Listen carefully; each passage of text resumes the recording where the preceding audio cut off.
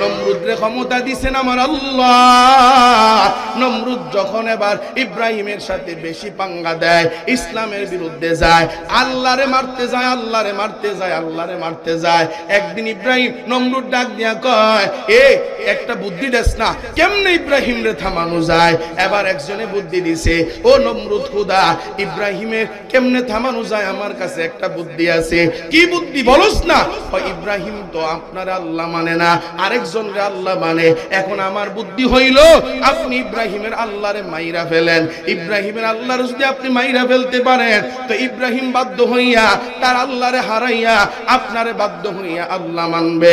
এবার নমরুদ ডাক দিয়া কয়, ঠিক আছে, অসুবিধা নাই, বুদ্ধিদাতা, তোমারে পুরস্কার দেওয়া হবে। বুদ্ধি পছন্দ হয়েছে, এবার বলো ইব্রাহিমের আল্লাহ কই থাকে? ইব্রাহিমের আল্লাহ। বুদ্ধিদাতা ডাক দিয়া কয়, যদি জানতাম ইব্রাহিম